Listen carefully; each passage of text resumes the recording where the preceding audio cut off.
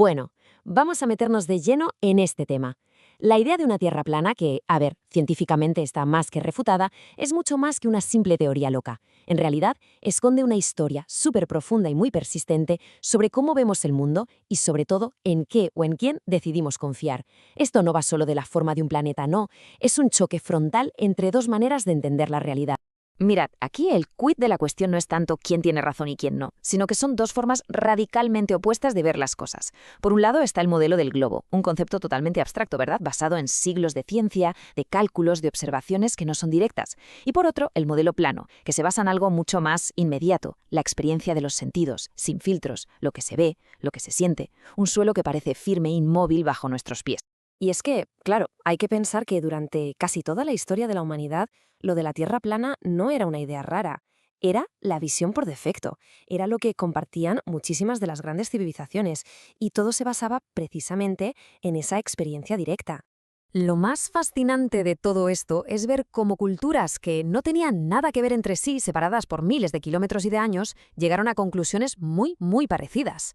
Si nos vamos a Mesopotamia, el mundo era un disco flotando en agua. Los primeros poetas griegos, como Homero, se imaginaban algo similar, un disco rodeado por un río inmenso. En la mitología nórdica, pues teníamos un disco con el árbol del mundo, Yggdrasil, en el centro.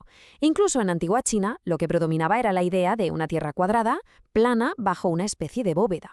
Todas estas visiones al final nacieron de lo mismo, de observar el mundo a su alrededor.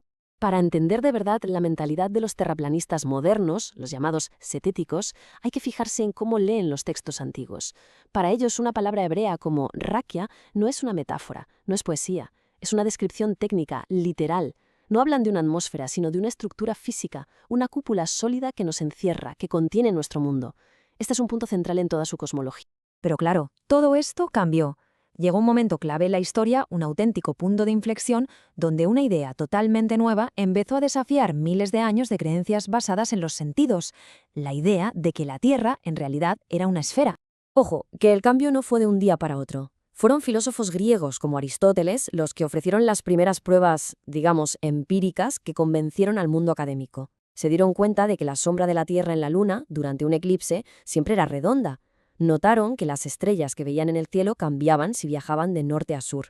Y el ejemplo más famoso, claro, vieron cómo los barcos se hundían poco a poco en el horizonte, primero el casco y al final el mástil. Para ellos, esto no eran trucos de la vista, eran pruebas claras de una superficie curva. Y el impacto de estas ideas fue tremendo. Como dice el historiador D. R. Caupri, después de Aristóteles, el modelo esférico se convirtió en el consenso entre los sabios.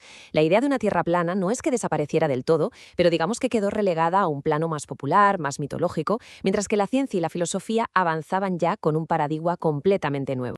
Y ahora pegamos un salto enorme en el tiempo hasta el siglo XIX, porque aquí el debate se reavivó de una manera totalmente diferente.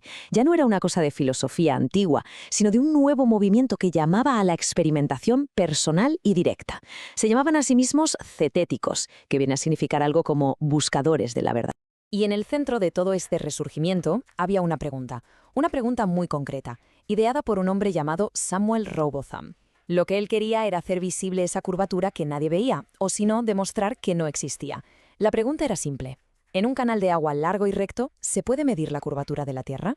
Y de ahí sale el famoso experimento del nivel de Bedford.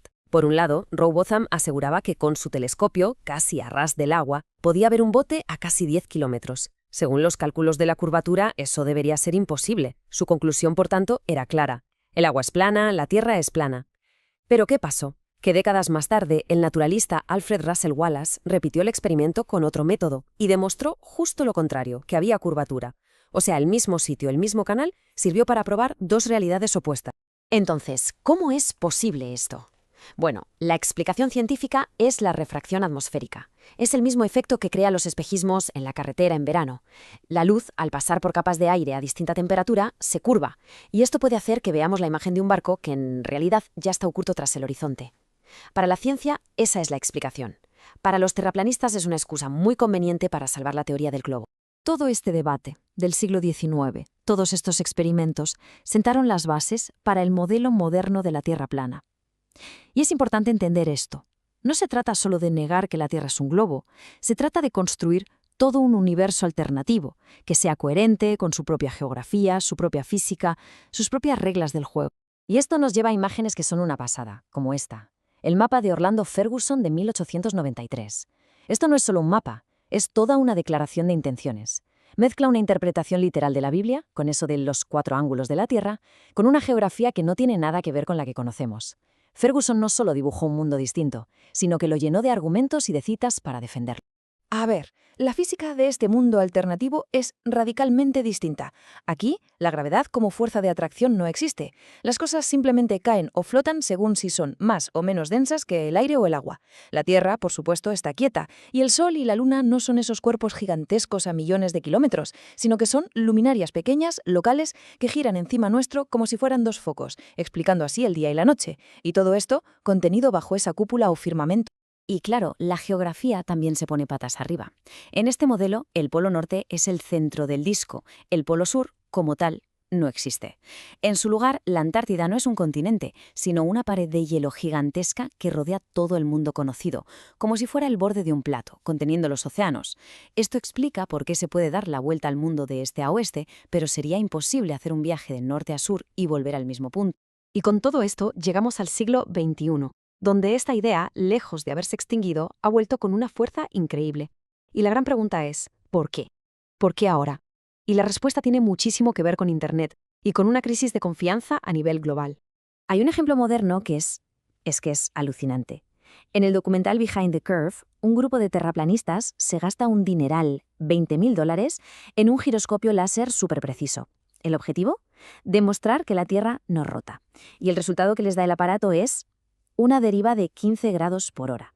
Lo increíble es que esa es exactamente la velocidad a la que rota la Tierra, pero en lugar de cambiar de idea se ven obligados a buscar otra explicación, como que el giroscopio no mide el giro de la Tierra, sino del cielo. Y este ejemplo nos lleva a una idea clave. El resurgimiento del terraplanismo no es un fenómeno aislado. Está totalmente conectado a una desconfianza generalizada hacia las instituciones. Cuando la gente empieza a sentir que le han mentido sobre un montón de cosas, es mucho más fácil que se empiece a cuestionar todo, hasta lo más básico, como la forma del mundo. Esta cita de Mark Sargent, que es una de las figuras más importantes del movimiento actual, lo resume a la perfección. Desde su punto de vista, esto no va de estar en contra de la ciencia, va de estar en contra del engaño. Es una búsqueda personal de la verdad en un mundo donde sienten que las verdades que les dan desde arriba, las verdades oficiales, ya no son de fiel. Y todo esto nos deja con una pregunta final, una que va mucho más allá de si la Tierra es plana o es una esfera. En esta época en la que estamos ahogados en información, con supuestos expertos por todas partes y datos que se pueden interpretar de 1000 maneras, ¿cómo se navega? ¿Qué es una prueba? ¿Qué es una creencia? Y al final del todo, ¿cómo decidimos qué es real? Esa, quizá, es la cuestión más importante de todo.